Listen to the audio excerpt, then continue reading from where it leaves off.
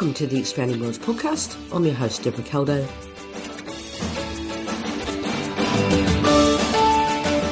And welcome to another episode in the Financial Future series. This episode is the second part of my conversation with Karen Hassett from PATF.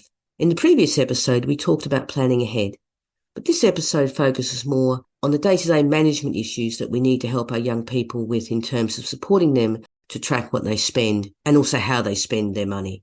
Things like delayed gratification, because that's an issue that often our young people will struggle with. Because when it comes to giving them more control over their own money, we need to make sure they have the skills to manage their own money.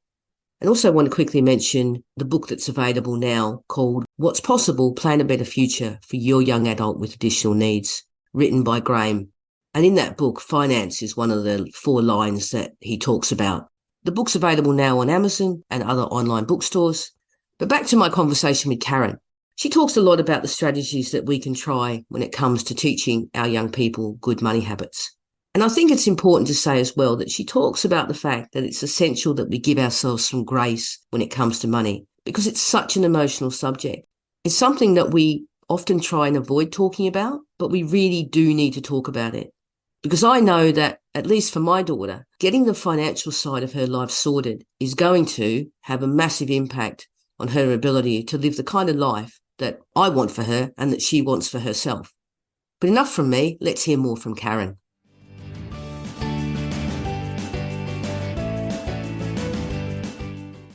Today, I wanted to really talk more about the day-to-day things. So some of the issues that often arise for parents like myself is that my daughter, for example, doesn't understand the difference between needs and wants to spend her money when she gets it. When I talk to other parents, that seems to be a fear that we have, is that if we give our children or our young people control over their own money, what will then happen to all the money that we give them control over? So I just wondered if you could talk about some of the strategies that you've got in your handouts, because that's the other thing. Hopefully people will have looked at the downloads that we talked about in the previous episode, so they'll have an understanding of the kind of things that you say. But can we go through some of the strategies that people can use on a more day-to-day basis? Absolutely. Well, let's just talk a little bit about that delayed gratification concept. One of the things that most people have a difficult time with is that impulse buy. And we are wired now to have immediate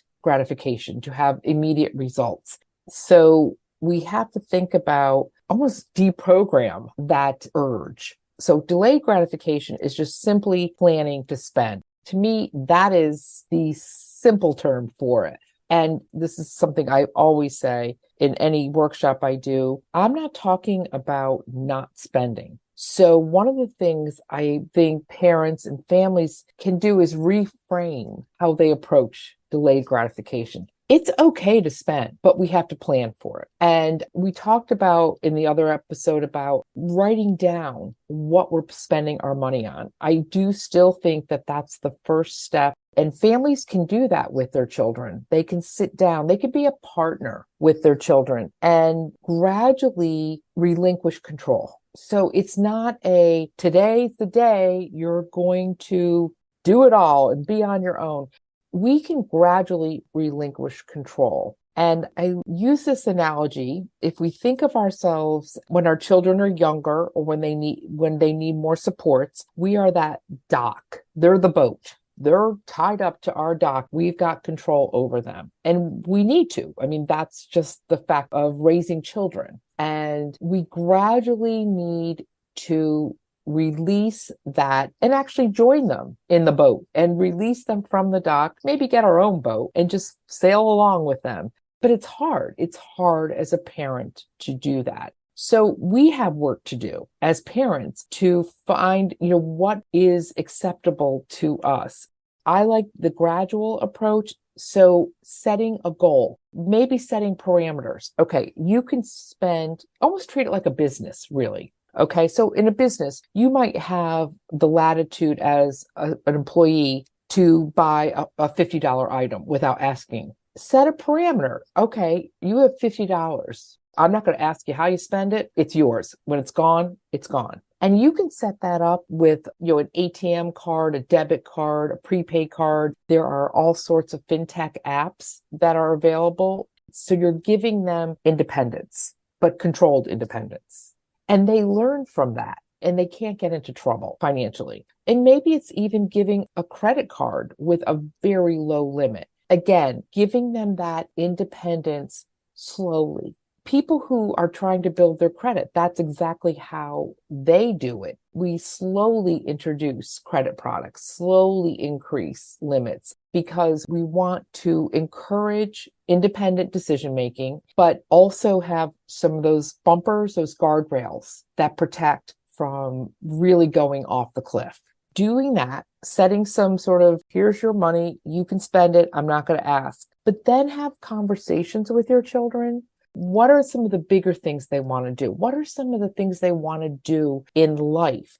And maybe it's not easy to do when they're 10, but once they start hitting 18, you do need to have some conversations with them. And I recognize that as a parent, it is a quantum shift of thinking for us. So I'm not saying it's going to be easy, but I'm saying sit down with your child and talk to them about what are their priorities. And there are some great tools out there. Our Sense and Sensibility has a checklist of some of the things that you want to consider. And 3 simple questions, I think, for parents who are struggling to release their children into the world, if you will. Ask your child, what can you do without any extra support, without any help from me? What do you need my support in? And the third thing would be, okay, what decision do you not feel comfortable making yourself? And we can get somebody to make it for you. We talked last time about just keeping it simple. So helping your child by having a conversation with them,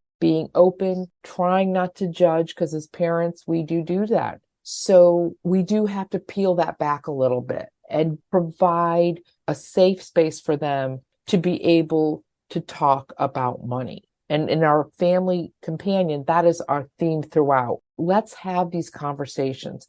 And trust me, having 3 children, conversations are not easy to have, especially when it's a touchy thing.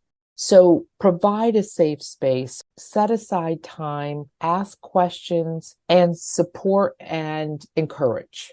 And for delayed gratification, some of the tools are just really simple and really straightforward. Set a goal. So, okay, like I said, you have that $50 free spending limit. Maybe there's something that they really want. Maybe they want a new phone.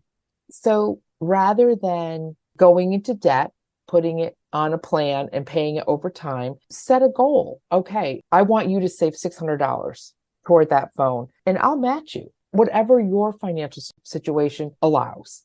Then make pictures, make charts, whatever works with your child. I always like visual representations, a jar with a label, maybe even an alert on their phone or a reminder from Alexa or Google Home. Allow technology to work in tandem with you to support your child's planning and independence.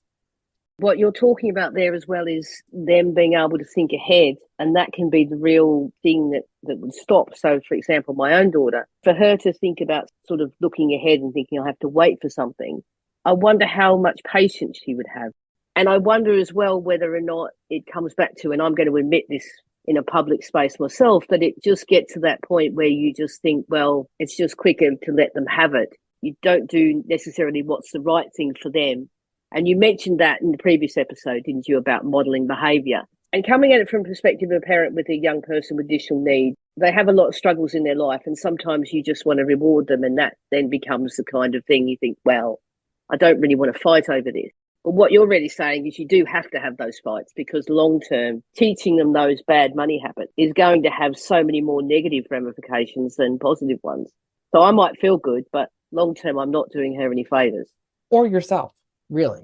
So maybe it's a smaller amount. Maybe it's something that they only have to wait a week or 2 weeks. It can be gradual, build up, or chunk it into something that is manageable. How about you save $5 this month? I'll match you $5. If you need a visual representation, a jar, an envelope, poster board on your refrigerator where you go, mom and dad or mom or whoever's making the contribution, that's my contribution envelope. That's your contribution envelope. Shorten the timeline, because you know what? The fact of the matter is our attention blank is awful. We are so used to immediate gratification, immediate results. Type Amazon, I can get it in 2 hours. But we used to have to send letters or make a phone call. You couldn't have immediate access to everything. So we are living in a different world. If whatever we're doing isn't working, it's not working for you, it's not working for your child, you have to give yourself the grace to say, I'm going to back off for right now. And if you make that mistake, and what parent hasn't, that's not the hill I want to die on. I'm going to fight this battle another day. We all do it. We have to say, that's okay. We also can't judge ourselves. That judgment-free zone of the kids, we also have to be judgment-free for ourselves. Is that easier said than done? Yes. I mean, it's a lot of work. I don't think my parents thought at all about any of this. They went, they raised their kids, and off you go. We put a lot more thought into everything. So if we make that mistake, we make that mistake. Some days are easier than others to fight those battles. But one of the things is, I do believe if we do it gradually and also try to set up a safe space, maybe it's going out to a coffee shop or, going for a walk. Sometimes just walking or just in a pleasant environment is a good time to start having these conversations. But the really important thing is to start. And it can be as little as you want, because we want our kids and ourselves to feel successes. Leading on from that, particularly as you say, because everything's so easy to buy, the difference between needs and wants, what we tend to do is to quite successfully now, and it's taken some years, to be able to say to her, do you actually need that? Or do you just want it because it's there? And it's much more successful when we're with her. But if she's with peers, then it becomes a little bit more problematic, which is where you were suggesting about the limit on spending and things like that, where that then becomes an issue. So she has been in situations where she's had a card declined, and then that stopped her buying something, but that's been the only reason she hasn't bought it. So what are some of the strategies that you can recommend and how we can help them through that? Because we all want things. Some of the very simple things would be sleep on it. Instill that sort of mantra. All right, I'm going to sleep on it. Also, enlist a friend who they trust, or someone they trust and respect, who can say, why don't we sleep on that one? I used my daughter because I was a horrible impulse buyer at the grocery store, and I knew she would keep me honest. So find a partner, find somebody who can help them with delaying it. I mean, I don't think it was bad that her card was declined. Sometimes we need to have those really obvious, tangible reminders. Hey, this is not going to happen today. There are some great apps out there. Banks are starting to have apps where you can limit spending. So maybe even there's a card. Okay, you're going out with your friends, you're going shopping. Here's the card you use for that. And that card has a limited amount of money on it. It is work. I'm not saying that it isn't, but once we institute some strategies, it could make it simpler. Or even having a conversation before they do go out. Again, when you're with friends, those conversations probably go out the window. But I think if it's something that the individual does not have control over, then we have ways to limit what they spend. And I think the card is a really good example. So really, my suggestion would be limit access to funds, almost like it's a cash transaction. And also find ways that work. That isn't going to work for every individual. Sitting on it overnight is a really good strategy. It's really hard to do if you're in retail therapy. And Amazon is just so easy, or just any of that online stuff. So that also may be, if it's an online thing, find ways to limit that accessibility to those merchants. So you can have a card that would be only for those things. Again, limiting the spending. There are cards out there, and you also can just do prepaid cards as well, where it's basically you load it and that's all you have. Again, it kind of falls into that. You have $50 or whatever it is to spend, and that's it. Those are just some very simple things to start with. I think that's about habit as well. That seems to be how it's worked for us, that she's got certain habits now, which she sort of sticks with. So when she does go out, even with friends, it's almost a checker of a habit checker that she goes, I don't buy things unless I really, really, really want them. She still will buy things. But for the most part now, over the years, and it has taken a while, it has been about the tracking of the spending, but also the habit to not spend money. And we do use the cards that you're talking about. We do have cards for different things, and that does make it easier. But it's such an emotional thing. And I think also you mentioned the fact that we've got to talk about it. Now, it really is a whole different conversation, which is kind of why I want to do the series, really, because I think it's such a big issue when you have a young person with additional needs, thinking about not only how they spend their money, but how you are going to provide for them when you're not around.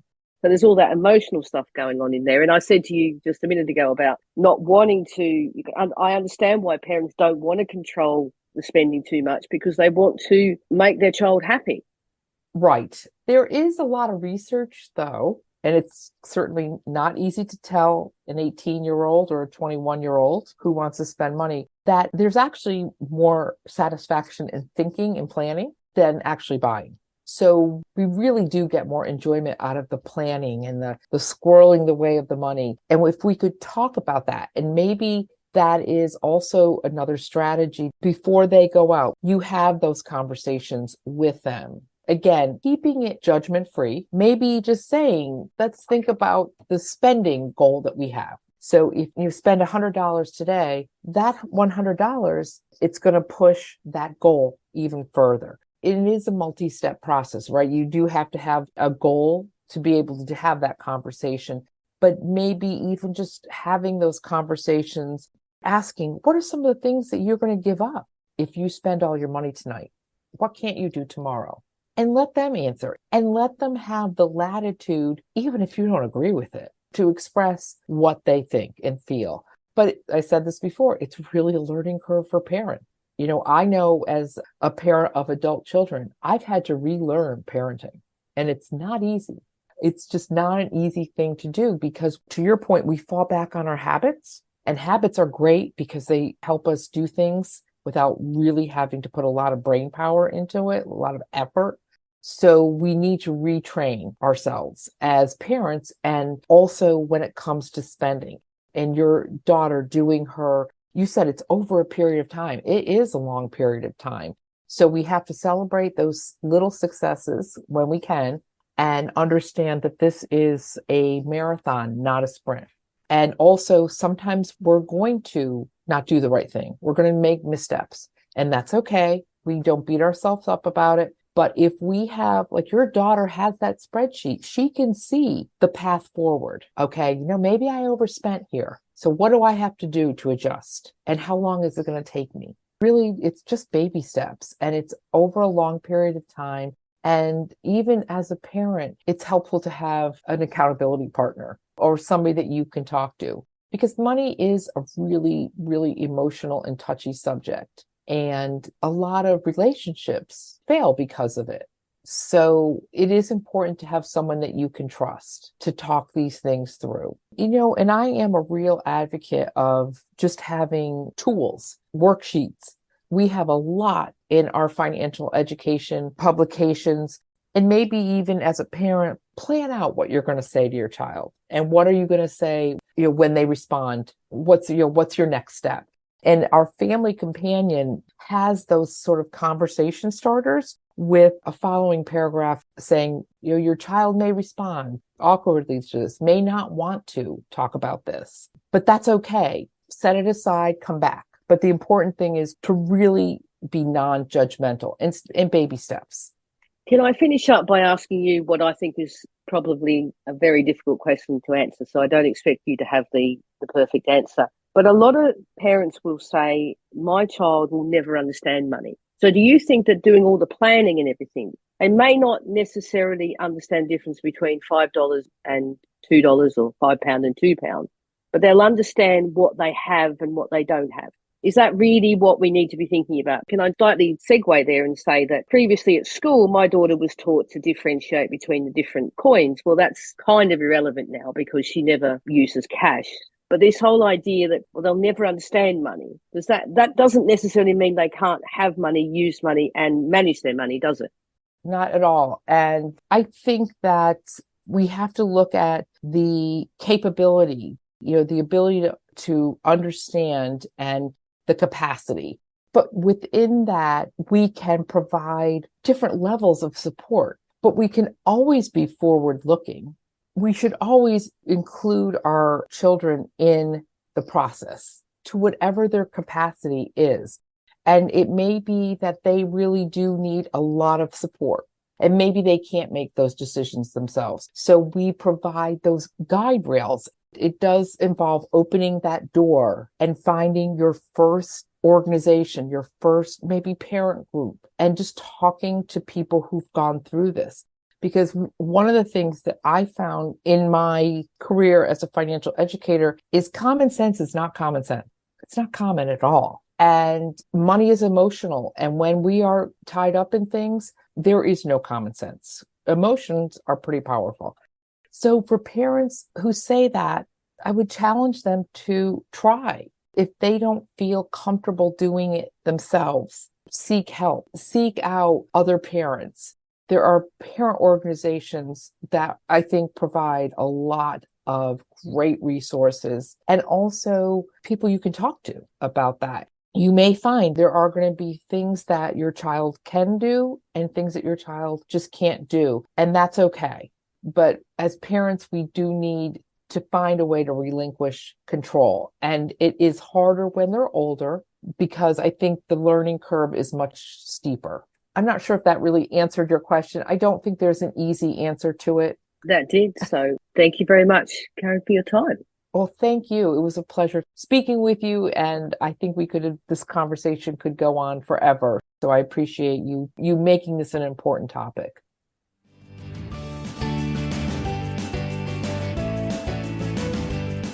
Thanks for listening.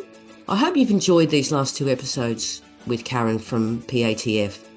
And the one thing I would say is that if you haven't already looked at the PATF website, please do, because the resources they have on there are amazing. And Karen also mentioned some other resources that she's found useful, so I've also put links on the show notes to those. In the next episode of the series, I'm talking to a parent about the plans that they've put in place for their young person, which includes a guardianship. If you've enjoyed this episode, if you could leave a review wherever you listen, that would be amazing, because it really does help other people find the podcast. If you'd like to get in touch with me, if you have any feedback, then you can contact me, Deborah@expandingworlds.com, or you can find me online at Deborah Caldo.